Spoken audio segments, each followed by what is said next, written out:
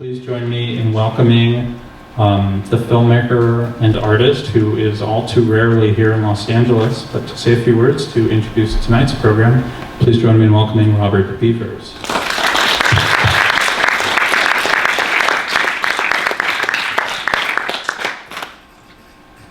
Thank you, Adam. Thank you, Jordan, and Steve, who's not here yet.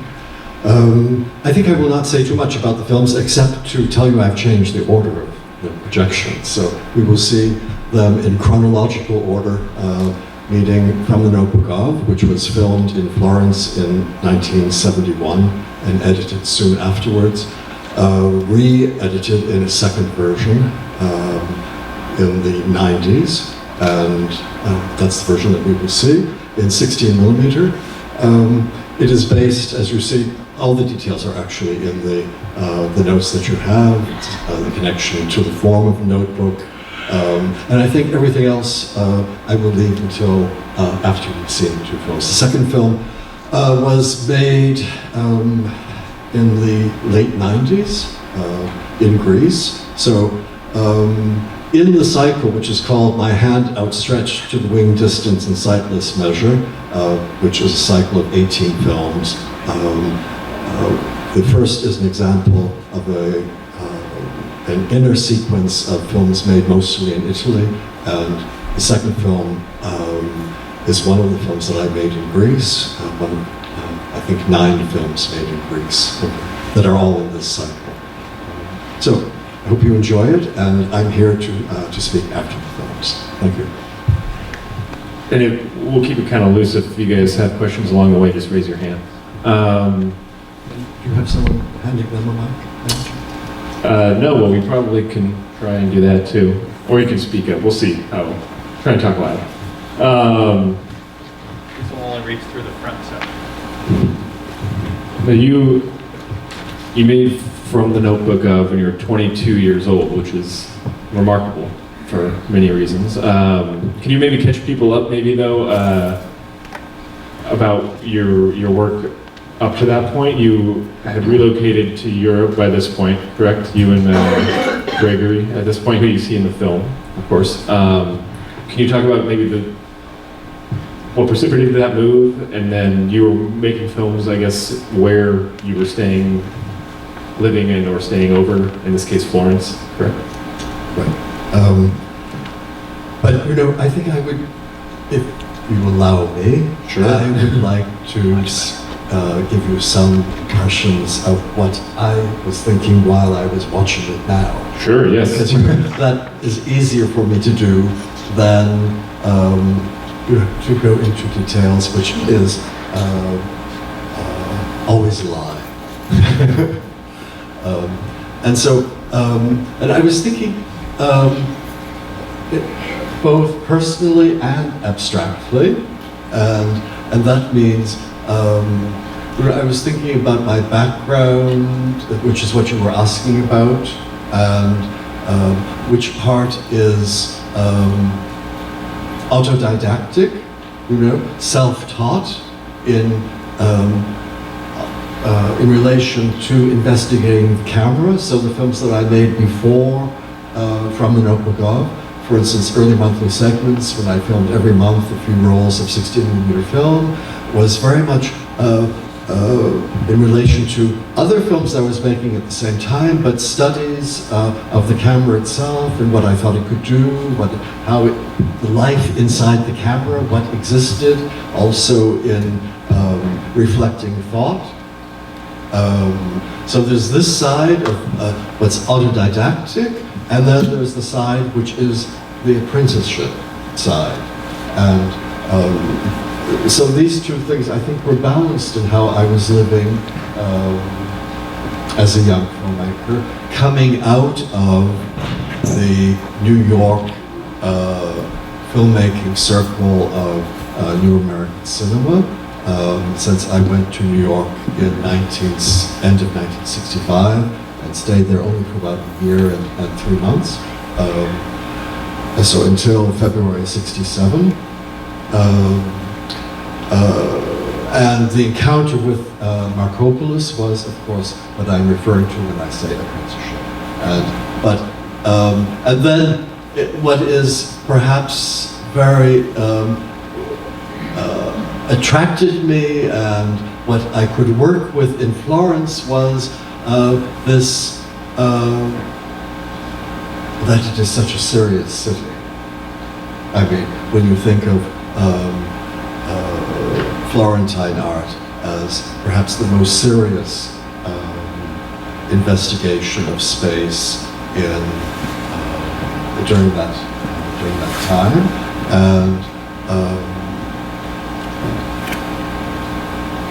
and also now I'm lost. Oh yes, with Leonardo as also an autodidact, as the number one example of someone investigating and not coming from an academic background because it didn't exist. And this wonderful thing about Florence that the science and art were, we imagine, one. And that's why the idea of perspective, and when I said about space, Florentine space, the investigation being so serious, is what stands behind the investigation of space and perspective has so many evocative levels to it. So that's what I think came together because as I continued to make films, and now it is, if I made my first film in 1966, it's now a few decades, I'm still thinking that I am communicating directly through space. And this is what when I look at the second film, The Stoas, this is what I see.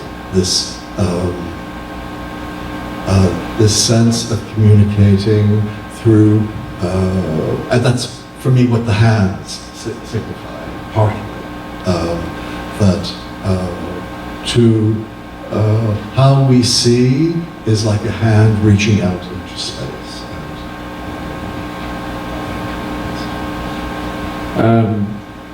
Can you talk a little bit about how you went about conceptualizing from the notebook of maybe structurally and also the Leonardo influence, and then how that played a part into how you were?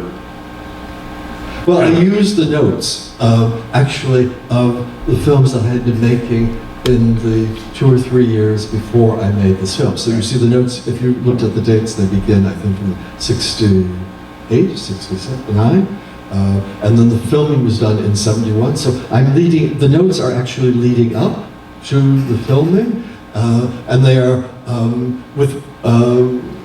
the other point is that a notebook is quite often a place in which one can develop something, a thought or consideration of what one is doing, and also to discard things that interest you but are not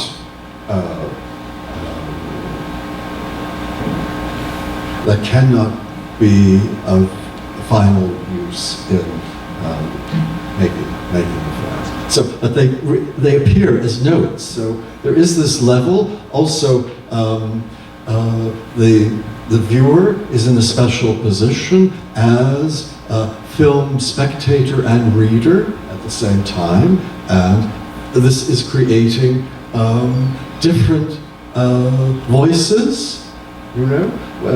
Also when you look at a silent film, when you see an intertitle, you also have a relation, or for instance, in a film like Dreyer's Vampire, where you have the narrative structure of a book in the film that the main figure comes upon about in this case the history of vampires, but there's also writing. There's the note of the father that he gives then to this main character. So the use of text within a film, within an image, what that means, what it creates for the viewer, and because in this film there is, it is a formal structure. It is a formal structure in which the movement is a kind of locomotion. In other words, it's a movement in place through the editing, or what actually one of the first persons who saw this film and reacted, he said, like in some of Gregory's work, it has a static flow. So, that's what I mean by locomotion, that it is moving in place through how you are seeing the editing. And so it can appear, unless you have the calm in which to read and to see this locomotion, it can also be quite difficult to look at. This may be more vague, but do you see a difference for yourself, maybe looking back now, or maybe even at the time, between these kind of eras of your filmmaking? You mentioned the kind of locomotion of the first film, the pace of it is quite a bit different than the second Well, it's in film. the turning of the pages. You know, I'm suggesting, I'm using these mats, which I had developed to place different details in as a metaphor for the pages. And achieving the actual effect of the right. page. Can you talk about a little bit about the editing and how you? It was edited on different bands of film and then printed together. But you know, maybe we should try. Sure. Is any questions from anyone out there? I'm curious also of, Gregory wrote a lot about your films in his writing, and so we know he was obviously a great admirer of your work, some of my favorite film writing ever. Can you talk maybe a little bit about how he influenced you in your filmmaking? Do you, at the time, and how, as you developed as a filmmaker? Was it a reciprocal kind of influence? I don't think you could say it was reciprocal because Gregory began to make films in 1947, 46, 47, 16 films. And when I met him, I was 16, and he was 37 years old, and an established figure in New York filmmaking.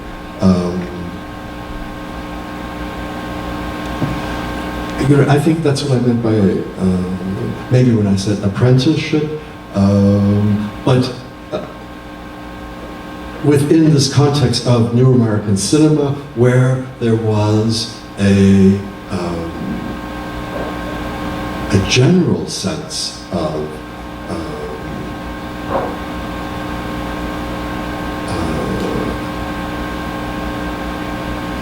speculation, you know, on a remarkable level.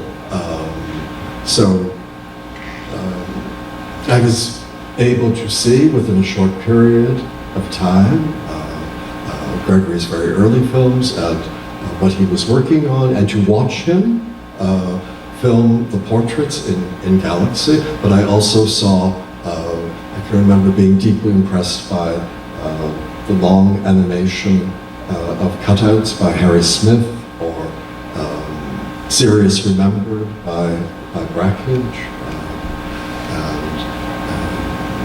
and silent films also. But what was maybe distinct with Markopoulos was this sense, a very special sense of seriousness in relation to his filmmaking. So, and since I accepted that unusual position, that developed over a number of decades, the meaning of it. Yes. As far as actually collaborating with him on the first film, what was that relationship like? As far Collaborating? as well, no, not directly. The only way that we collaborated was that I'm curious, yeah, maybe what the he made relationship it was like. existentially possible. I mean, that was, perhaps more important, or equally important, that we were invited to Florence by a painter filmmaker named Silvio Loffredo, and Silvio, because he admired Gregory's work, Silvio arranged for me to be able to have the film material to make this film, and one or two other people helped. But maybe that's also the important thing that I could learn from those filmmakers, was this unity of way of life and filmmaking. As the medium at that time was also 16mm and what it costs to make a 16mm film and so forth, I still think, perfectly adapted for a filmmaker who wants to work as an individual filmmaker and not this production structure. Right there? Yes? Could you talk a little bit about how you work with sound? Did you collect sounds and then, match them to the image later, or did you have in mind what you wanted to record and how did you record it?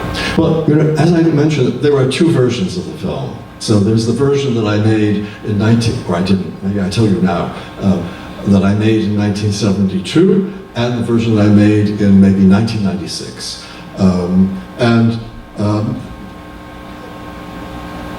This version is perhaps 10 minutes shorter, but it is also edited differently, and I went back to all of the locations and recorded the sounds that I had recorded for the first version, but in a more precise way. And then I took the time to, with all of my films, the sound is edited separately and after the filming. But in this film, in the first film, I had a more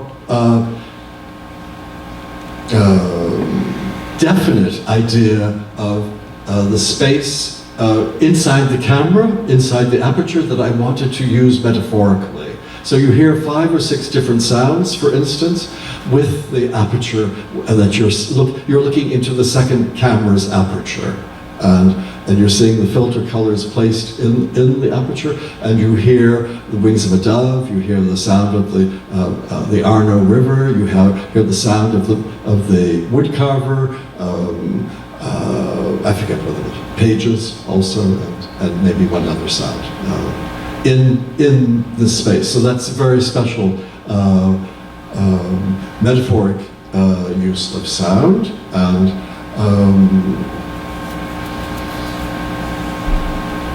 and then also, there are some notes about placing the sound, how I wanted to record sound, so I tried to suggest something of that.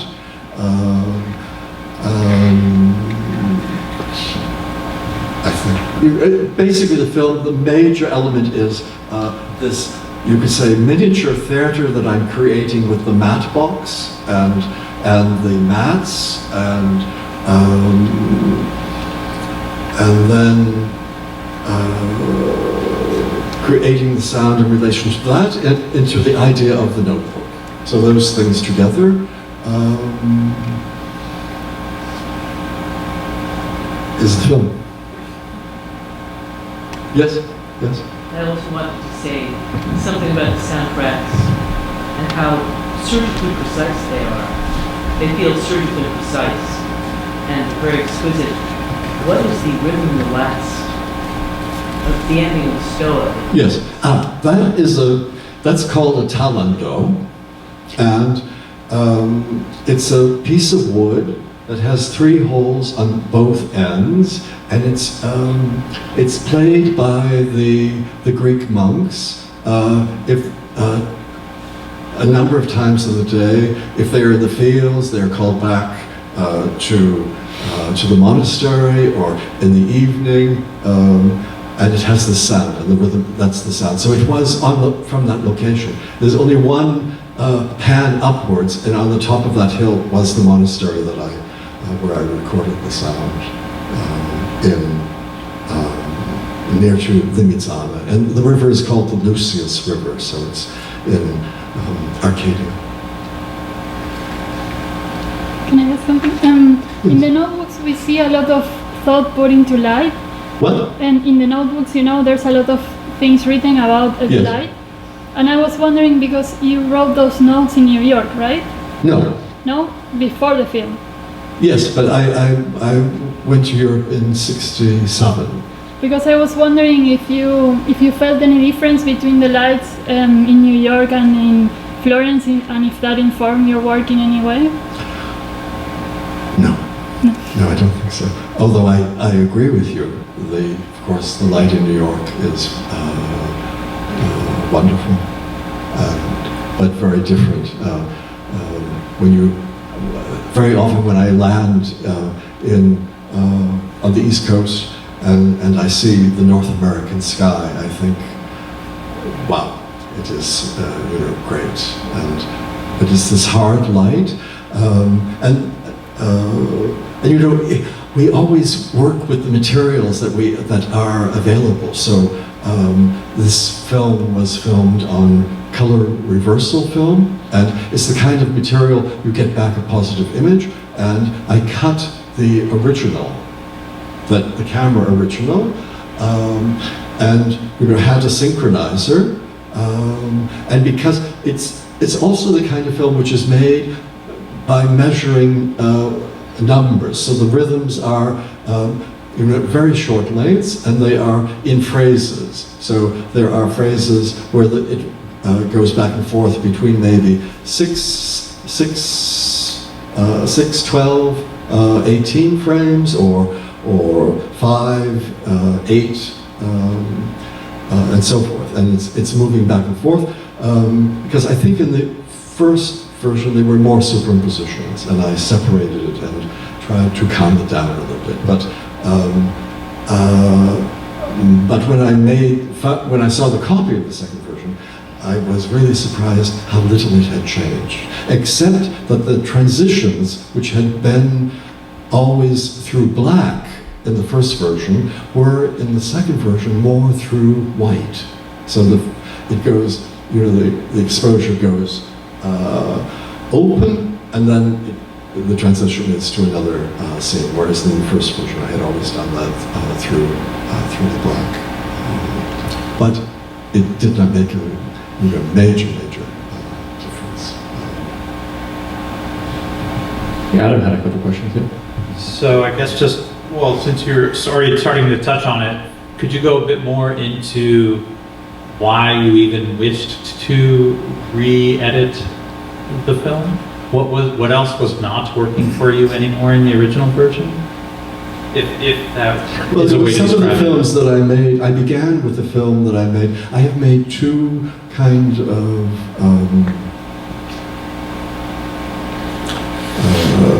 some films where it is more dramatic structure, and there are figures that are at the center of the film, and basically it has to do with the sound also. And they were too long. So for instance, those two dramatic films, I cut them from, 35 minutes, or about 35 minutes, I cut them to 17 minutes. And then the sound, when I reconsidered the sound of the films, I also think, visual filmmakers sometimes are not very, their ears are not necessarily alive in the same way that their eyes are. And so it took me, I felt that my sound was too aggressive, because I had tried to cut it the way I'd cut the image. And so that led me, and I think I'm happy that I took approximately 10 years to re-edit sound.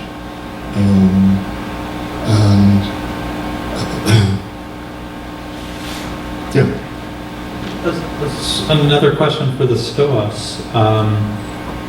I inferred, I assume, let me know if this is correct, but that many of your quick moves were the changing of a turret mount on a. Yes. So I wanted to find out, like, how for you does the nature of movement differ when you choose to pan or tilt versus when you choose to slide the lens on the mount into or out of position?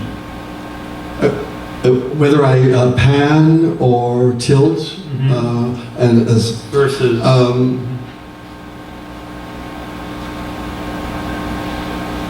Well, sometimes I'm doing both. So, and the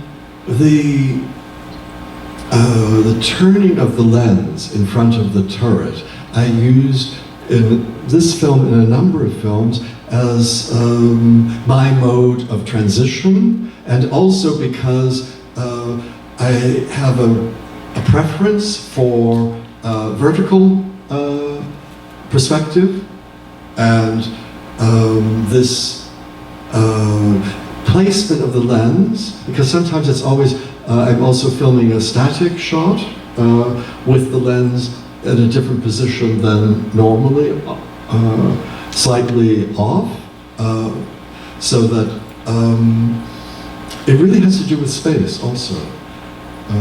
So I think the main thing is my response to the space. And in the Stoas, the Stoas, this is a very, you're always trying to reach something and not necessarily grasping it. So sometimes also the impulse that sets you in motion in filming and editing is not,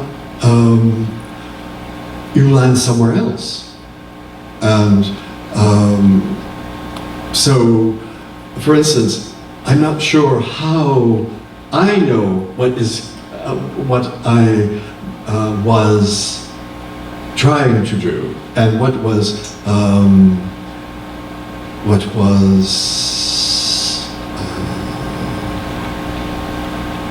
nourishing or leading me in that direction. For instance, the Stoas are literally small industrial arcades, and I was filming them from both ends.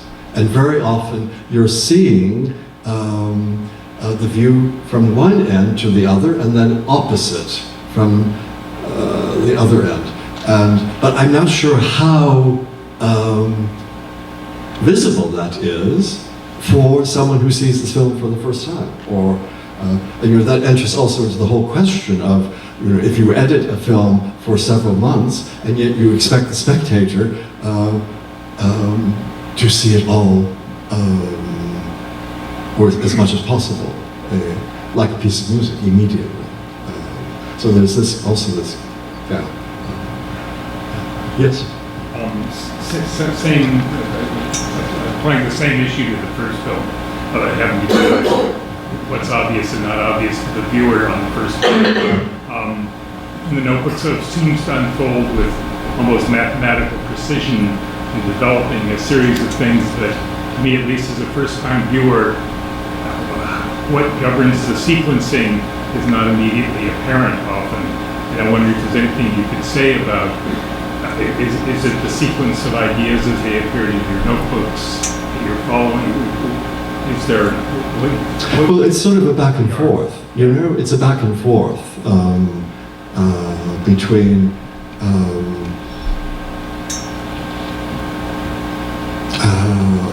the locations, because I chose locations, and some of them were, one or two of them were guided at least by associations to Da Vinci and the river, and so forth.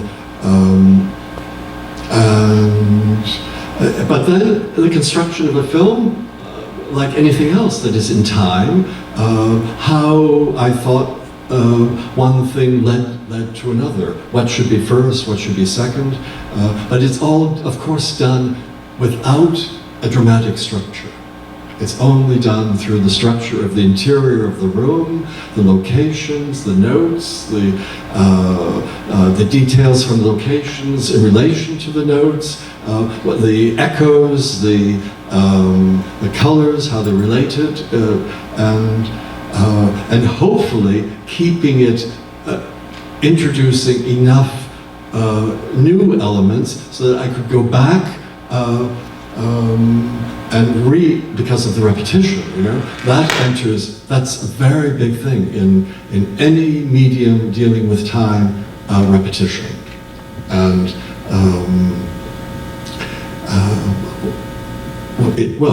in repetition and unity. And I think this is also something that I learned from whether Markopoulos or the others, where there is this form that is not, not a dramatic form. Anyone else? So, great. Thank you very much, and I hope you'll come and see my most recent films. That's Friday at Red Cap.